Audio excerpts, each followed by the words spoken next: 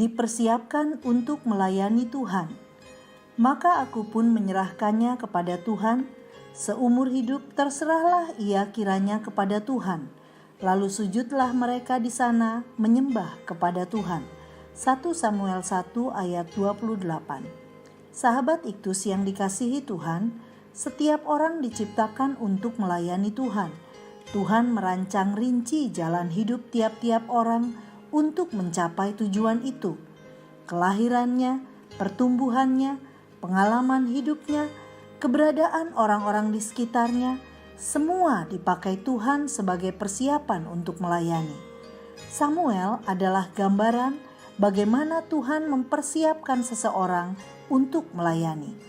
Ia adalah pribadi yang sangat dihormati sebagai pemimpin rohani yang tangguh, dipakai oleh Tuhan secara luar biasa di sepanjang sejarah kehidupan rohani umat Tuhan.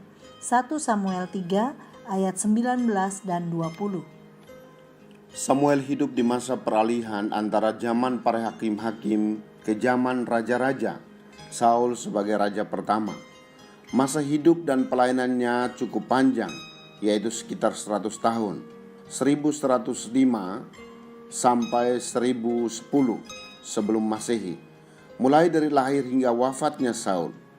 Siapapun ingin menjadi seperti Samuel, seorang yang dewasa secara rohani dan yang selalu menjadi berkat. Pertanyaannya adalah, siapakah yang berperan di balik kehidupan Samuel? Mari kita belajar dari bagian firman Tuhan ini. 1. Peranan orang lain. Siapa yang berperan mempersiapkan Samuel untuk melayani?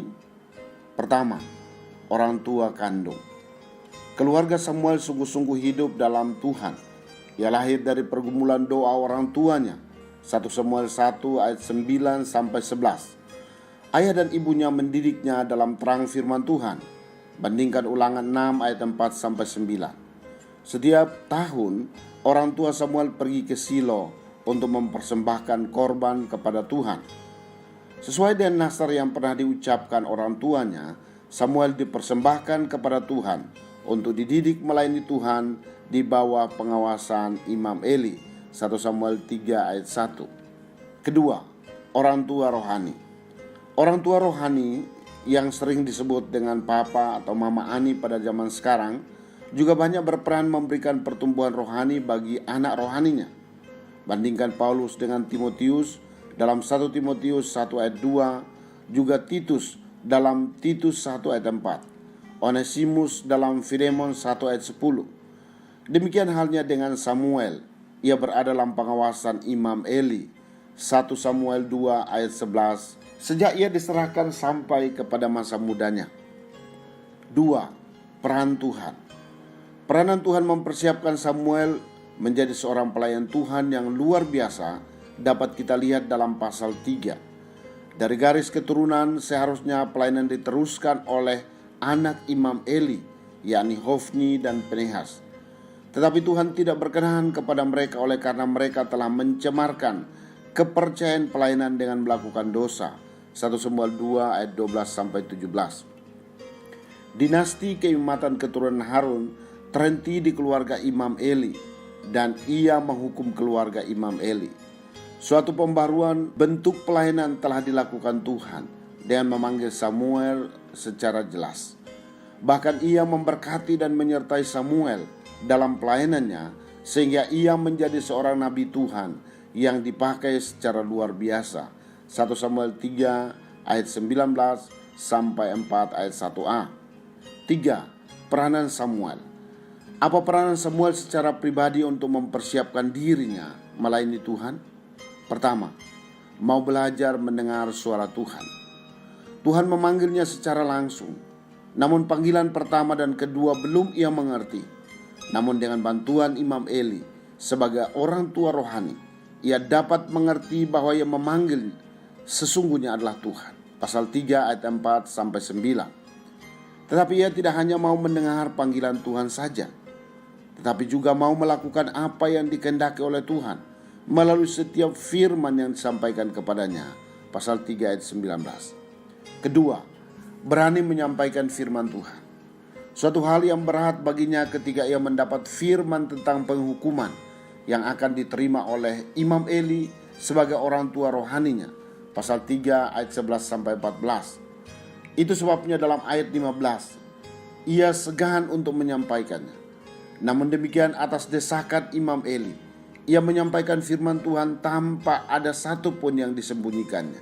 Pasal 3 ayat 18. Dan dari waktu ke waktu ia menyampaikan firman Tuhan dengan berani, dan Tuhan menyertai sebagai nabi yang dipakai Tuhan secara luar biasa.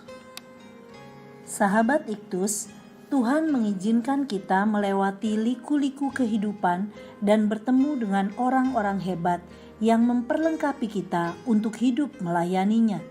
Kita bersyukur untuk orang tua yang menjadi alat Tuhan sehingga keberadaan kita ada di tengah-tengah dunia. Juga berterima kasih untuk orang-orang yang memiliki andil dalam pelayanan kita. Mereka adalah alat Tuhan untuk mengerjakan misinya. Saya menyadari bahwa keberadaan saya saat ini adalah anugerah Tuhan semata. Orang tua, mentor rohani, dan rekan pelayanan saya adalah alat Tuhan untuk membentuk kepribadian saya menjadi semakin serupa Kristus. Saya sendiri perlu untuk melatih kepekaan saya sehingga saya dapat mengenal panggilan Tuhan dan semakin mengerti kehendak-Nya. Semakin saya mengenal firman Tuhan, maka semakin giat saya melakukan tugas pelayanan saya. Sahabat Iktus yang dikasihi Tuhan, siapakah orang yang berperan membentuk saya menjadi pelayan Tuhan?